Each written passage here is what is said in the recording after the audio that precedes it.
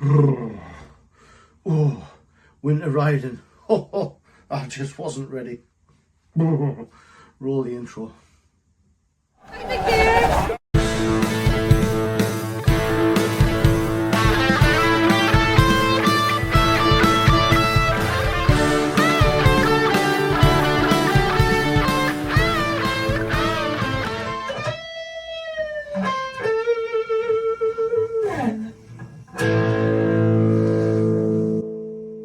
Filthy animals, welcome back. Let's get into this one.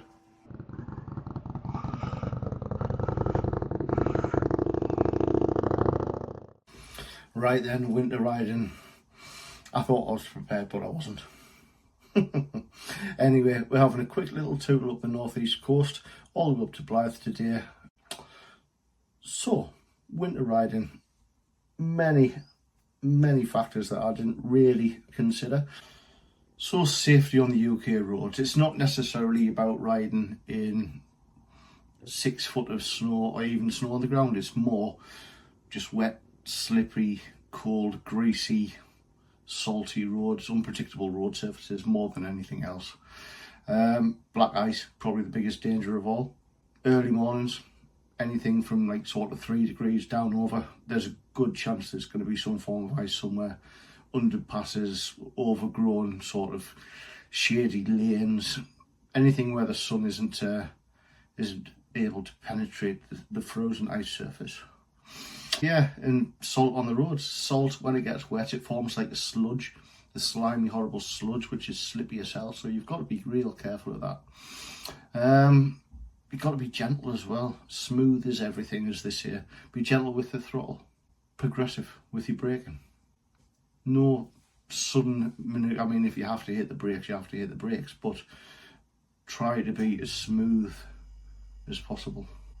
If you've got ABS, great. If you haven't, I mean, even ABS isn't going to save you. If you hit black ice, you're coming off regardless.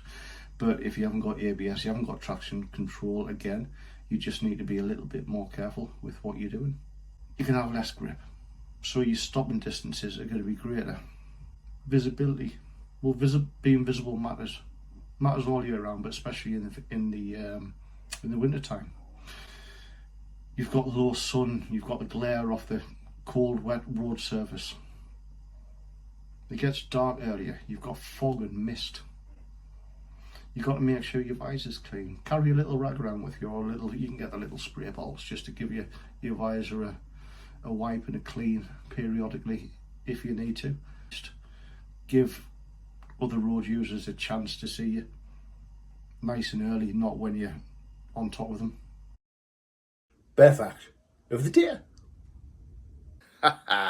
Did you know that if a bear wore socks and shoes, it would still have bare feet? Have a think about it. So moving on a little bit, winter bike maintenance. Yeah, your bike's going to need a little bit more TLC than maybe in the summertime. Wash it regular. Clean bike looks good, but a clean bike will also run well. Salt, silt, grit, grime, it gets in every little crevice, every little hole on your bike. Any bits of debris, any salt, any grit, anything that you miss or leave, over time it will corrode your bike.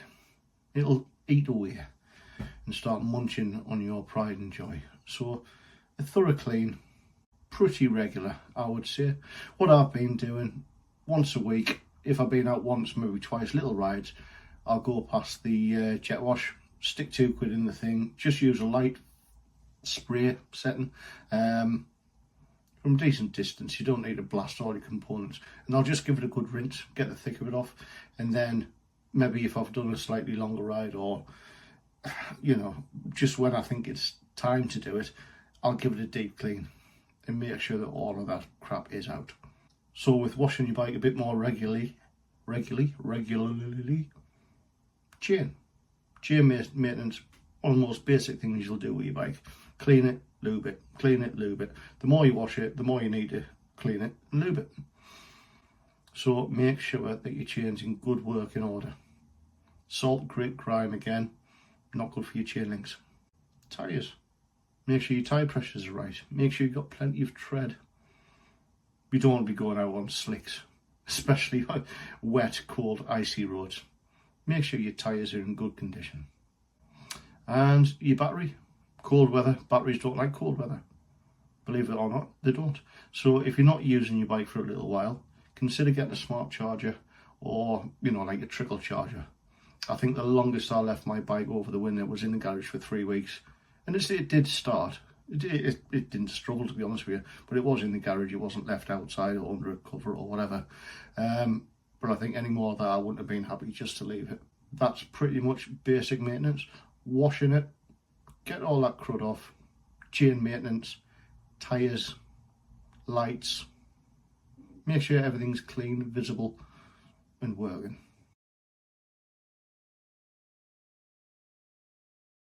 So what I found out about layers, winter riding clothing, well, I didn't really have any. But anyway, probably, well, what I have learned, to be fair, base layers. Start at the basics, base layers. Synthetic fabrics, you know, like your sports stuff, something that wicks sweat and moisture away from your body. Try not to wear anything cotton. All cotton does is it just absorbs moisture, and you'll just end up being even colder and even wetter. Mid layers. So something like a light fleece, a light jumper, something with probably long sleeves, I'd recommend. So that on top of your base layer, keep your core warm, something with sleeves, keep your arms warm, and then an outer layer. So I've got a bike jacket, obviously I ride a bike, I've got a bike jacket, but it is a mesh jacket. So I put that over the top of my mid layer, and then I'll either put, if it's not wet and raining, I'll put a hoodie over the top of that. If it's a bit damp, if it's a bit mizzly, for that little bit extra, a cagoule type thing, not like a full-on cagoule. You don't need to buy expensive, real expensive waterproof gear, but just like a light rainproof jacket, I just put that over the top, and that stops a lot of wind and obviously keeps you dry as well. So hands and feet, they're the things we use on the motorbike, aren't they? So you use your hands for throttle, for clutch, for brakes. You use your foot for gears, for brakes. You have to put your foot down every now and again if you're stuck in traffic. You need your digits. You need your digits to be working. When they're cold, when you can't feel them properly, it's not safe.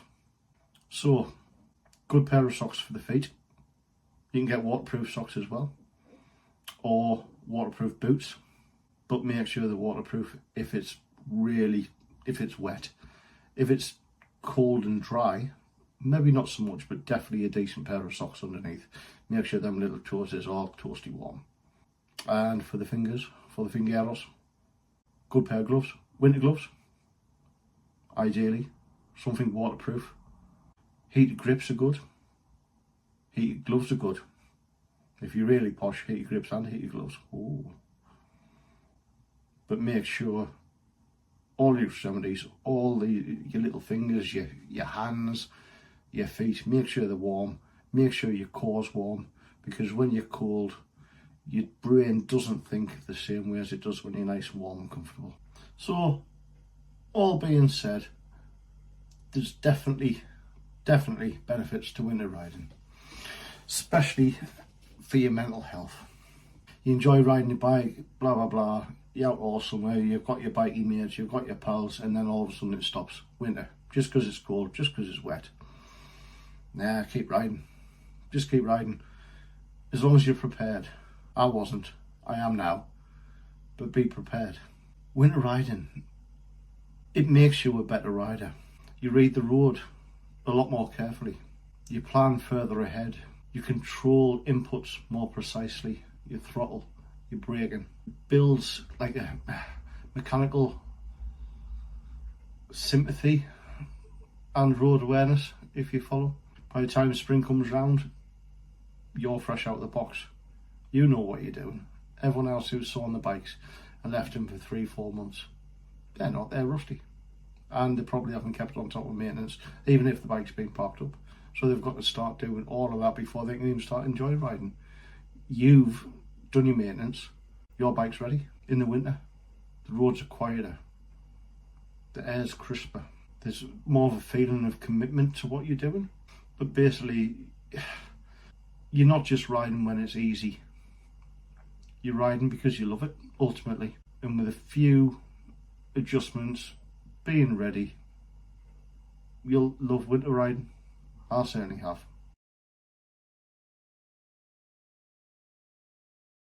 So in a nutshell, to round this up, winter riding, yep, it takes some more effort, it does. It takes more maintenance, yep, it does. More preparation, more awareness, certainly. But it also builds skill, resilience, and a better connection with your bike. If you're thinking about riding through winter, whether it be the end of this winter or next winter, hopefully this gives you a little bit of information to help you do it confidently and be prepared for it. Not like me, learn from my mistakes. If you've got winter riding tips, drop them in the comment. Let's all have a nice little chat about it. There's loads of things. Talk about what gear you've got.